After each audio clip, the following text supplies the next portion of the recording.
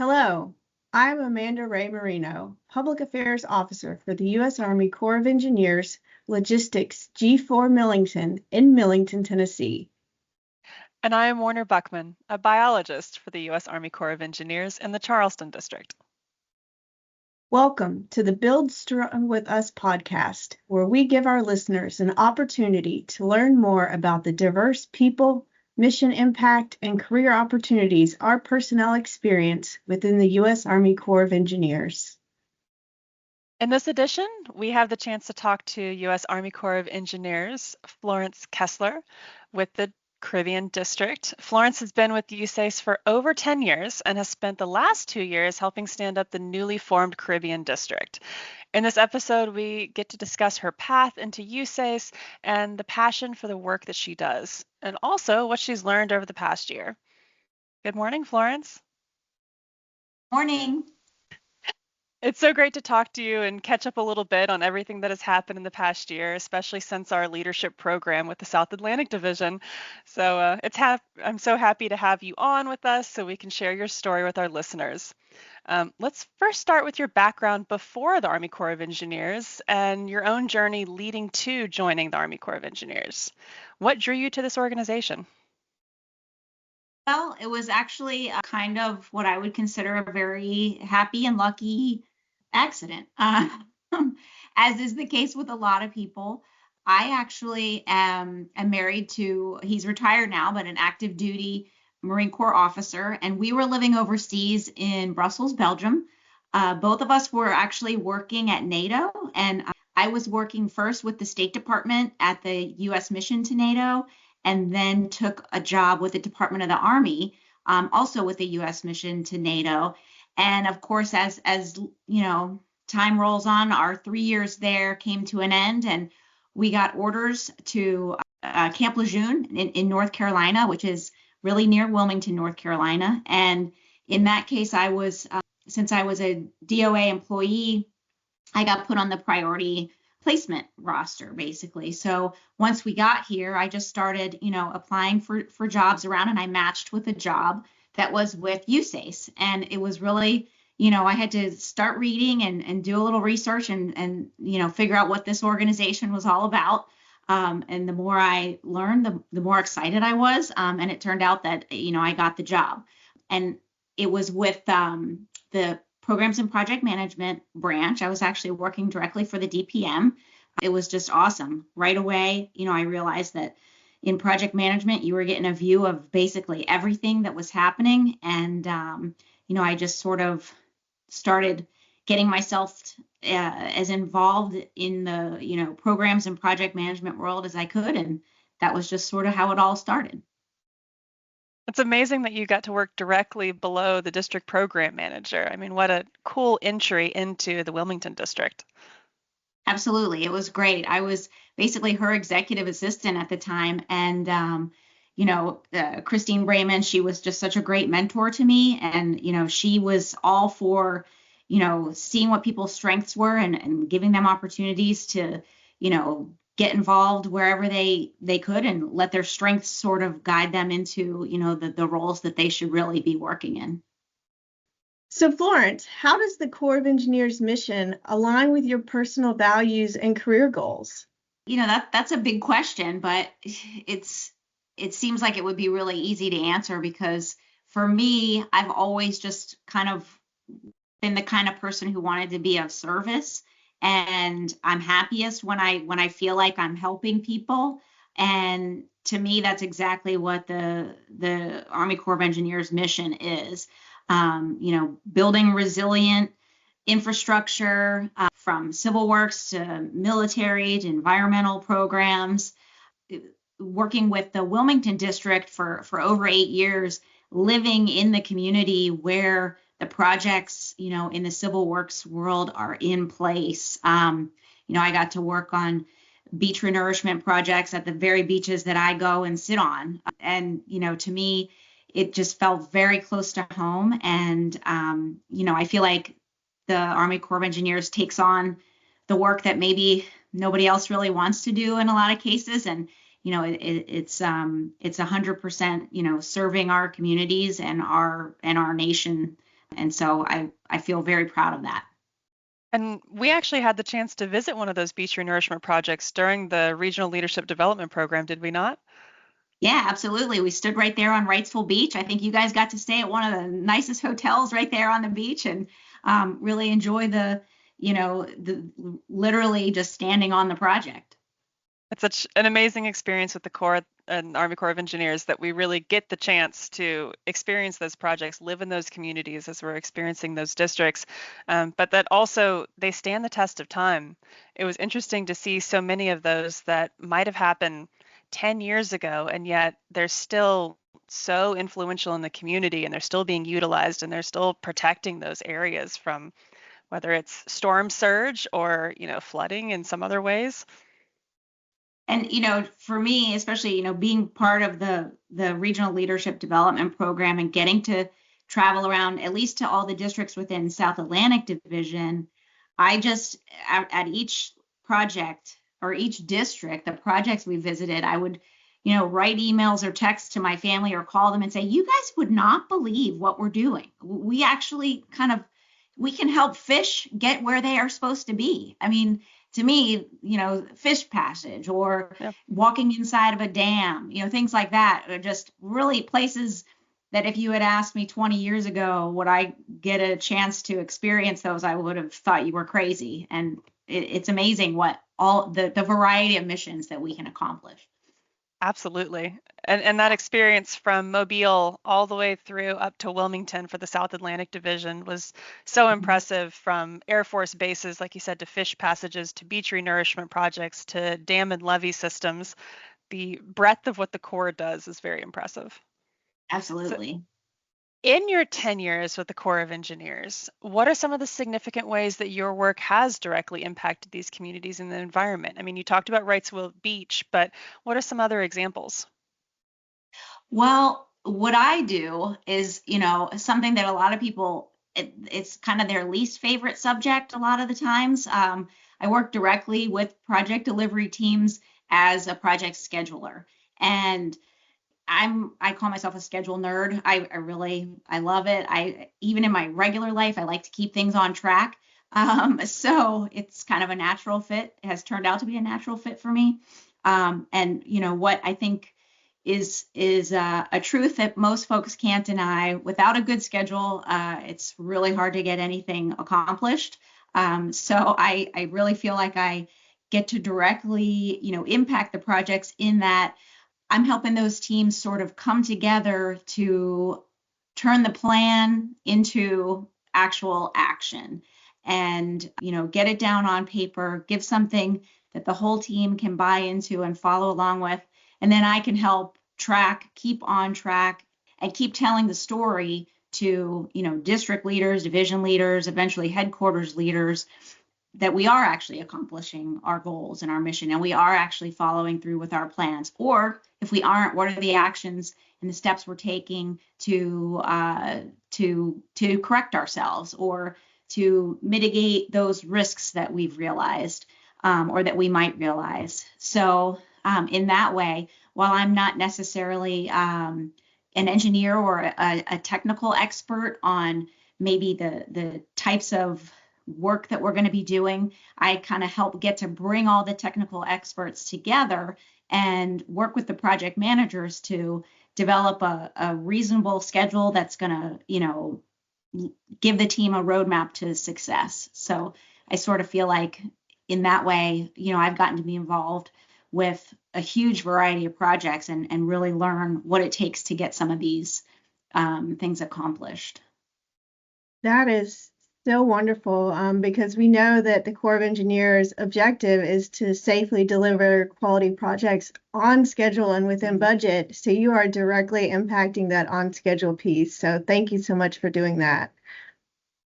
I'm going to also say, the time is important, but sometimes the money is even more important. And,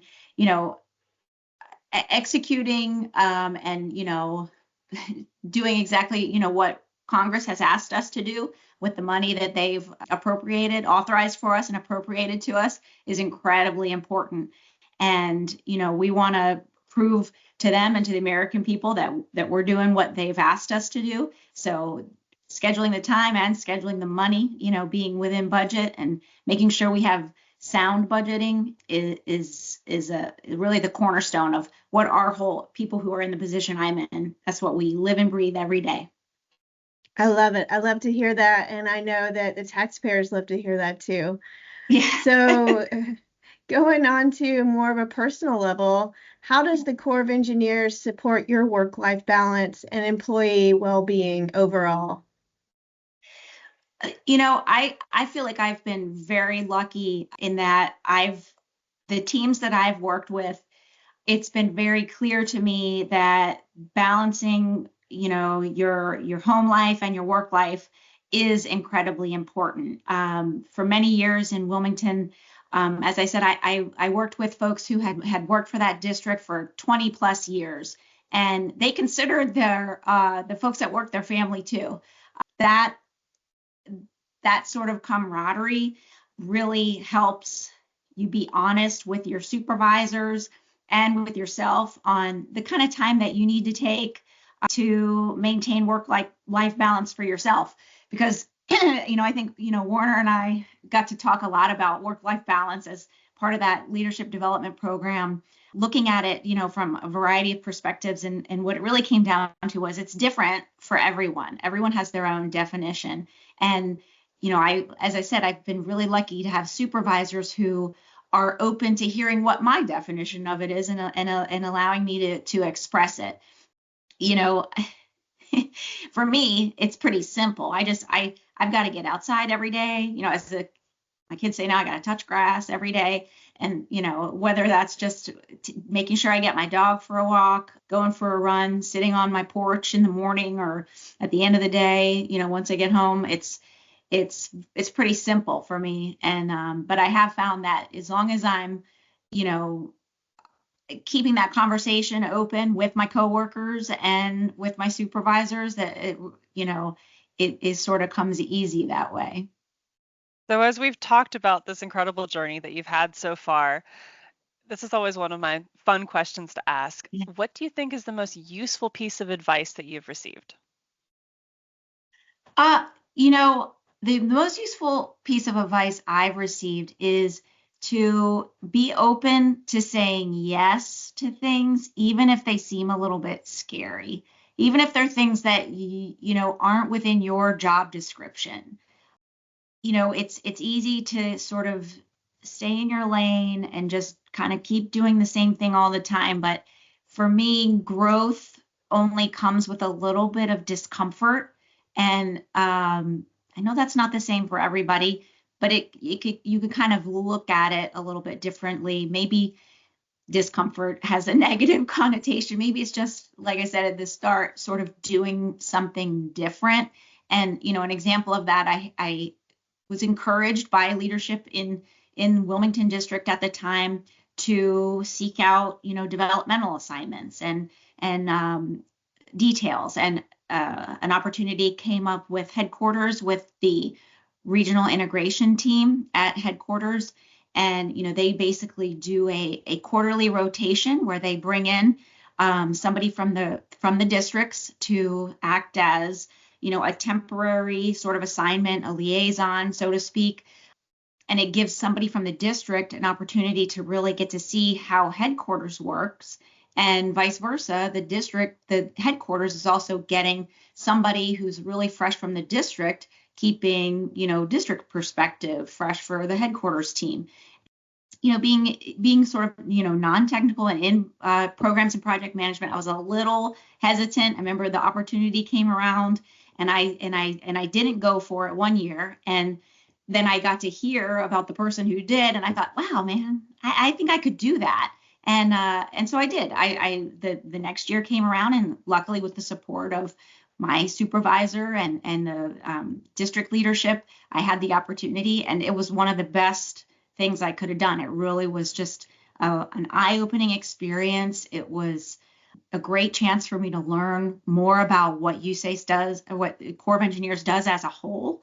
And also, it was a great confidence builder, because in the end, I could do it. I did it, and I think I did it pretty well. And I had a great time and got to build some really great relationships with the headquarters staff and also with the division staff that I've been able to, carry forward from that time. And I'm just grateful to have had that opportunity. But again, it was definitely outside of my comfort zone, and it took a little extra encouragement to do it. But I'd say for anybody, it's worth it. A little bit of discomfort, can really benefit you in the end.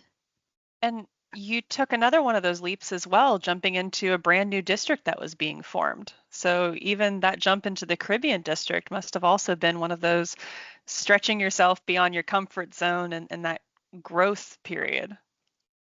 Yeah, absolutely. That's honestly one of the hardest decisions that I've made in my professional life, to move from a place where really I did feel like, the folks in Wilmington really do feel like family to me. And, it's that feeling of, oh, I understand, I kind of really have mastered the day to day here. Although, in my role, I do feel like I learn something new every day. I was also in my comfort zone, and I was, with people that I knew really well and had worked with for, 8+ years. But yeah, that opportunity came along and a door opened, and I just absolutely, after stewing over it for not too long, because things were happening really fast, I said yes to that opportunity. And really, it's one of the best things, again, that I've had the opportunity to be a part of, and absolutely no regrets. I'm continuing to learn every day and getting to be involved in something that's absolutely groundbreaking, and really getting to know a new group of people and learn from them has been, really just a gift. And Puerto Rico and the U.S. Virgin Islands have a whole other set of different types of projects, and they have some big concerns with hurricane seasons that come through. When Maria came through, I know there's so much rebuilding that came from that, and the Army Corps of Engineers got to be right on the ground floor of that. So now with the new district, we get to be so tangible to all of those different concerns and the infrastructure rebuilds. Yeah, absolutely. While I stayed really focused in the civil works, arena, the projects are very different from what I was working on, in my previous position. And, learning how to apply your skills and the things that you're good at and your strengths, and just taking them and sort of translating them and figuring out how to apply them to something new is it's challenging, but also super rewarding. And yeah, I've been able to really see so far just such a wide variety of successes and wins. And it's always fun to be to be a part of a winning team. Like we like to call ourselves, actually in the Caribbean district, we refer to ourselves as La Familia. So I as I mentioned, I left, a group of folks that I felt like were my work family, and got to jump right into a new family as well. And everybody really does treat each other that way. But yeah, like you said, Warner, really exciting projects and really tough projects. I mean, it's, there's a reason why the district was established, and it's because this isn't easy button type work. Tough problems that need to be solved and need focus and attention, and that's exactly what we're giving them. Building on the idea of pushing yourself further and learning new skill sets, what qualities or skills do you think have been most important to your success within the Corps of Engineers? I think at the end of the day, I just really like working with people. If I had to just be on my own all day, every day, I would really suffer, and I just wouldn't do very well. And in my job, I get to collaborate all day, every day, whether it's with the other programs and project control staff, but mainly with the project delivery teams and the project managers. I kind of really consider myself a tool for the project manager, because I'm supporting, exactly what the whole team is going to need. And, I'm working right alongside them with all of the technical specialties to make sure everybody's voice is heard, everybody gets their, fair shot in terms of reasonable amount of time to accomplish the work that really needs to get done. I'm a great listener, I think, and I really like to hear and understand what the needs of the team are and be able to come up with plans that kind of accommodate what everybody's going to need to get the work done. I can never do that in a vacuum. It's really, I'm, in meetings on the phone, talking to folks all day, every day. And to me, that's a lot of fun. That makes the day fly by. And those same skills are so important for these project delivery teams as we work with these various partners and really address the needs of those communities. So your listening skills, I'm sure, are being put to wonderful use. Yeah, absolutely. And it all comes down to really, I'm so proud of the work we're doing, and I get to be a part of the storytelling because, we have all these metrics and we have all these indicators, performance indicators. And, if we're not, if we don't have somebody like me or my coworkers or the folks all around the Corps of Engineers who do what I do, it's really hard to get that story out there, that positive story. If we're, as I say, making sure the data is good. If the data is good, that the input is good, the outputs are going to be great. And we're going to get to tell our story and prove, like I said at the beginning, that we're doing the work that we've been tasked with. So we can clearly hear your passion for everything that you do. So what would you say is that primary thing that gets you up in the morning and makes you want to support the Army Corps of Engineers mission? There's big picture that the projects and the work are so important. But to me, it's really the people that I work with on a day-to-day basis, and I feel lucky to be able to say that about my whole tenure with the Corps of Engineers. I really, like I said, I've had great mentors with the project managers that I've worked with. I've gotten the opportunity to work with folks who have been with this organization for 30 plus years. And, there's nothing better than hearing the stories, about before they even were using computers. And, to me, it's just fascinating, the growth that's happened over the past few decades in what we're able to do and what we're able to use to deliver the mission. And then on the flip side of that coin, now I work with a lot of project managers who are brand new to the Corps of Engineers, to the organization in general. They're coming from outside agencies or higher education, and getting those new fresh perspectives on how we approach project delivery is equally as exciting. Everybody sort of obviously everybody has a different personality and a different way of approaching the work. So I really sort of thrive in that environment. And I really, it's really, for me, getting going every morning is knowing the folks that I'm going to get to interact with all day.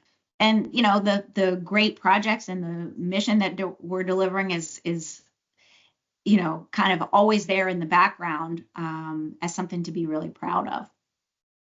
That's wonderful. And it's, I think it's something that Warner and I kind of share the same sentiment, that we're really just proud of what the Corps of Engineers accomplishes for the nation every day in so many different projects across the country and around the world.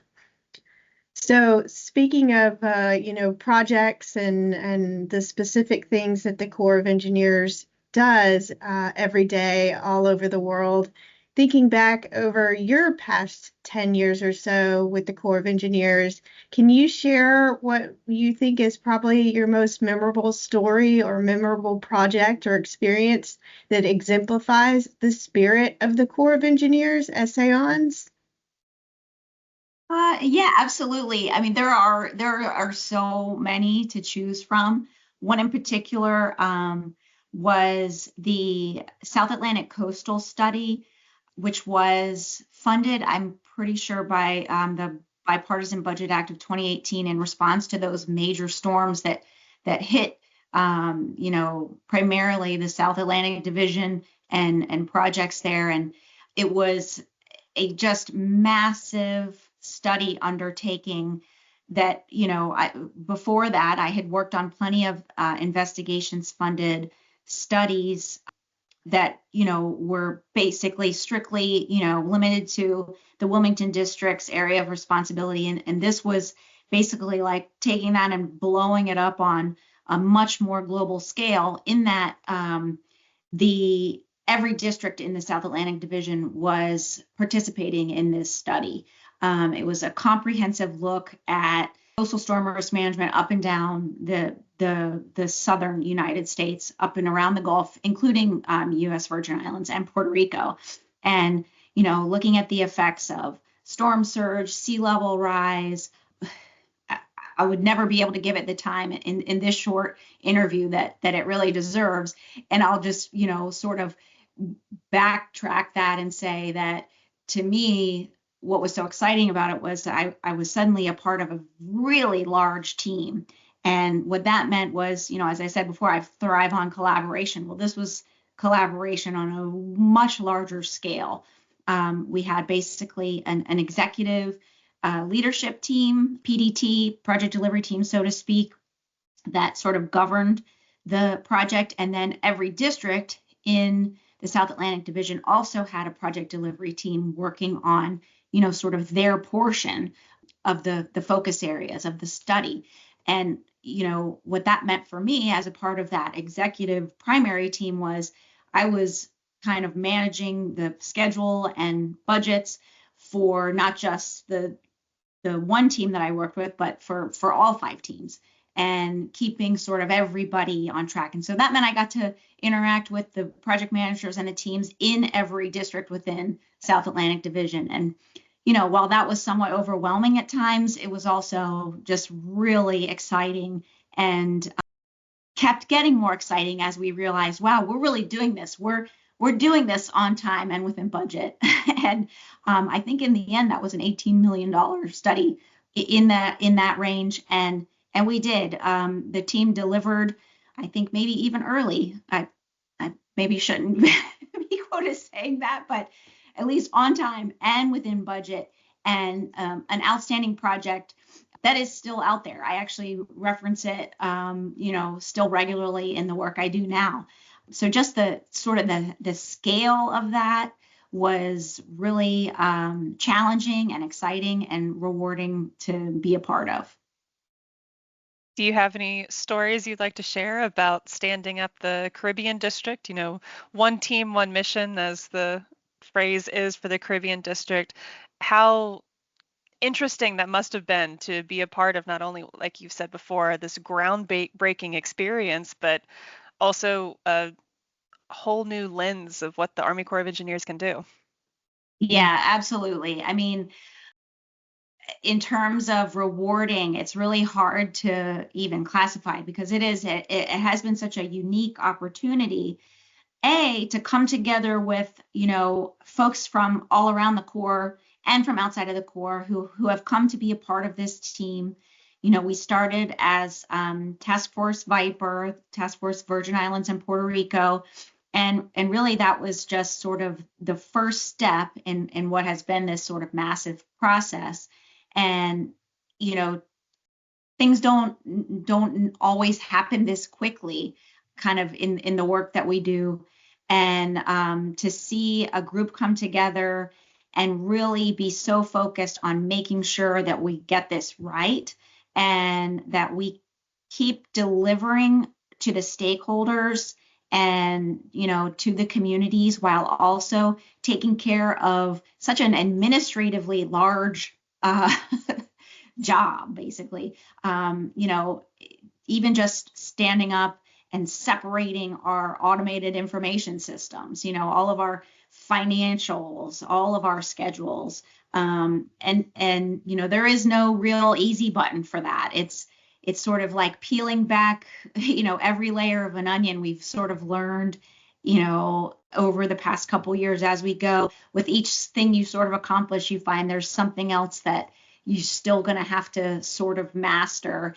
And because it hasn't been done in so many decades, and we have, become so reliant on our automated information systems, the sort of detangling of them has been, definitely a challenge. But again, we've gotten so much support, and we've found that as long as we're communicating and collaborating with all of our internal stakeholders, so that's folks at division, that's folks at headquarters, who we've not been able to do this again in a vacuum. We've needed support from other districts, and from our leadership in division and headquarters, as I mentioned, to make sure that we're not missing anything, no stone unturned, that we're accountable for our mission as the Caribbean District, as I said, for continuing to deliver the program, while also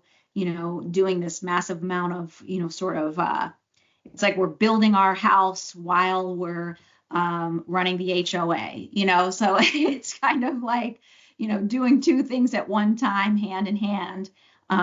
It definitely takes a lot of commitment and flexibility and positive attitude, and luckily we've got a lot of that on our team. I have to highlight the leadership team in the Caribbean District, from our DPM to our colonel to all of the supervisors.